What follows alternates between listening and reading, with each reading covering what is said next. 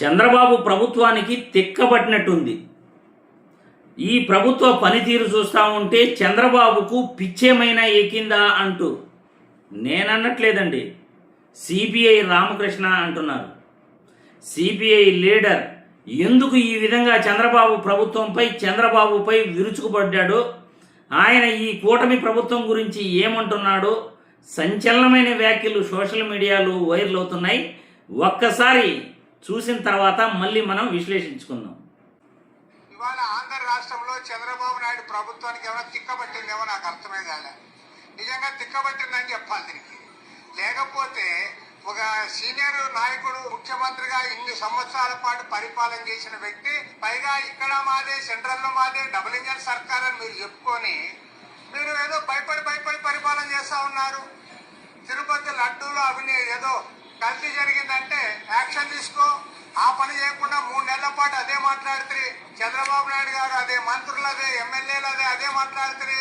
ఆ ఉప ముఖ్యమంత్రి పవన్ కళ్యాణ్ అయితే నేను కొత్తగా ఆ కొత్త పిచ్చిగాడు పొద్దెరగడు అన్నట్లు ఆయన సనాతనవాది ఒకేసారి మెట్లు తుడుచుకుంటూ, మెట్లు కడుక్కుంటూ, కుంకుమ చల్లుకుంటూ ఆయన తిరిగాడు. చివరికి చంద్రబాబు నాయుడు అంటే ఒక సీనియర్ రాజకీయవేత్త ప్రతిపక్ష పార్టీని పట్టుకొని గొడ్డల పార్టీలను ప్రచారం చేస్తావు. అసలు రాజ్యాంగబద్ధంగా వారు గతంలో 5 ఏళ్ళు ప్రతిపక్షంలో ఉన్నారు, 5 ఏళ్ళు అధికారంలో ఉన్నారు, ఇప్పుడు మళ్ళీ ప్రతిపక్షంలో ఉన్నారు. ముఖ్యమంత్రి ప్రతిపక్ష పార్టీని పట్టుకొని గొడ్డల పార్టీని ప్రచారం చేసుకుంటూ తిరుగుతున్నారంటే నిజంగా ఈ ప్రభుత్వానికి ప్రయారిటీస్ లేవు. ప్రజా సమస్యలు గాలికి వదిలేసి ఎంతసేపు పనికి మాలిన అంశాలపైన చర్చలు పెట్టుకొని తిరుగుతూ ఉన్నారు.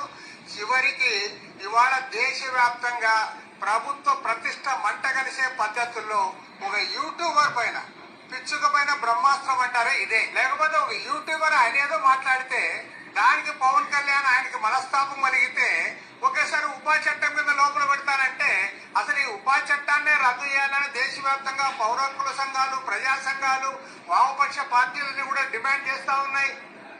మీరేమో పనికి మాలిన దానికి ఉపా చట్టం పెట్టి వాళ్ళ మీ ప్రతిష్ట మీరే మంట కలుపుకుంటా ఉన్నారు. 4 సార్లు బెయిల్ వచ్చిన తర్వాత మీరు ఉపా చట్టం తెచ్చారంటేనే మీ దివాళా కోరుతనం అర్థమైతా ఉంది.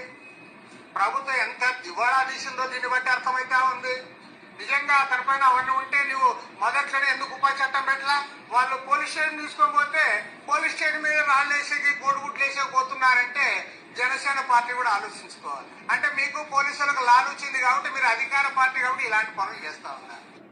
చూశారుగా, సిపిఐ నాయకుడు రామకృష్ణ గారు మాట్లాడిన మాటల్లో వాస్తవం లేదంటారా? చంద్రబాబు ప్రభుత్వానికి దివాలా కోరుతనం కాదంటారా?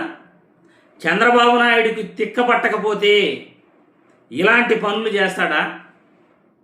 నోటికొచ్చినట్లు ప్రతిపక్ష పార్టీని గొడ్డల పార్టీ అంటూ మాట్లాడటం నిజంగా చంద్రబాబు నాయుడు యొక్క మతి ఏ విధంగా ఉందో ప్రజలందరూ కూడా అర్థం చేసుకోవచ్చు. ఒక ప్రతిపక్ష పార్టీ జగన్మోహన్ రెడ్డిని, మాజీ ఒక ముఖ్యమంత్రిని, ఆయన గతంలో మాజీ ప్రతిపక్షంలో ఉన్నాడు, ఇప్పుడు ప్రతిపక్షంలో ఉన్నాడు, అధికారాన్ని ఒకసారి పరిపాలించాడు. అటువంటి పార్టీని పట్టుకుని గొడ్డల పార్టీ అని పదే అనటం చంద్రబాబు నాయుడు నిజంగా భయపడుతున్నాడా? భయపడి ఈ మాటలు అంటున్నాడా? నిజంగా జగన్మోహన్ రెడ్డి పార్టీలో ఎవరైనా తప్పు చేసి ఉంటే, ఆ ప్రభుత్వంలో ఏదైనా తప్పు జరిగి ఉంటే, తిరుమల లడ్డూపై నువ్వు చేసిన ఆరోపణలు మీ ప్రభుత్వం గత సంవత్సరం రోజులు కంటిన్యూగా వైసీపీ ప్రభుత్వంపై, జగన్మోహన్ రెడ్డిపై తిరుమల లడ్డూలో జంతువులు కొవ్వు కలిసిందనే విష ప్రచారం ఏదైతే చేశారో ఇప్పటికీ కూడా ఆ కేసులో ఆధారాలు లేవు, తప్పు చేసిన వాళ్ళను అరెస్టు చేయలేదు. అంటే ఏమని? చంద్రబాబు నాయుడు మతిస్థిమితం సరిగా లేక ఇలాంటి వ్యాఖ్యలు చేశాడేమో అని సిపిఐ రామకృష్ణ గారు అంటున్నారు. మనం అనటం కాదు, ఒక సీనియర్ నాయకుడు, సీనియర్ పొలిటీషియనే చంద్రబాబు ప్రభుత్వంపై కమ్యూనిస్టులే ఈ విధంగా మాట్లాడుతున్నారంటే మరి చంద్రబాబు గారి మానసిక స్థితి ఎలా ఉందో ప్రజలందరూ కూడా అర్థం చేసుకోవాలి. కొత్త పిచ్చిగాడు పొద్దెరగడు అన్నట్లు తిరుమలలో లడ్డూ ప్రసాదంలో కొవ్వు కలిసిందని చెప్పేసి సనాతన ధర్మం అంటూ మెట్లు గడుక్కుంటూ కొండకెళ్ళాడు. మరి ఏమైంది, ఏమైనా మీరు నిరూపించగలిగారా అని పవన్ కళ్యాణ్ కూడా బాగా అక్షంతలే వేశాడు. ఒక యూట్యూబర్ని, అంటే కొండను దవ్వి ఎలుకను పట్టుకున్నట్టు, పిచ్చుకుపైన బ్రహ్మాస్త్రం వేసినట్లు, జగన్మోహన్ రెడ్డిని ఏమీ చేయలేక, జగన్మోహన్ రెడ్డిని వైసీపీ నాయకులను కనీసం వాళ్ళను టచ్ కూడా చేయలేక సోషల్ మీడియా యాక్టివిస్టులపై పడ్డ ఈ కూటమి ప్రభుత్వానికి నిజంగా ఏమైంది? నిజంగా జగన్మోహన్ రెడ్డిని టచ్ చేయలేకే ఇప్పుడు సోషల్ మీడియాలో యూట్యూబర్లపై ఈయన ప్రతాపం చూపిస్తున్నాడా?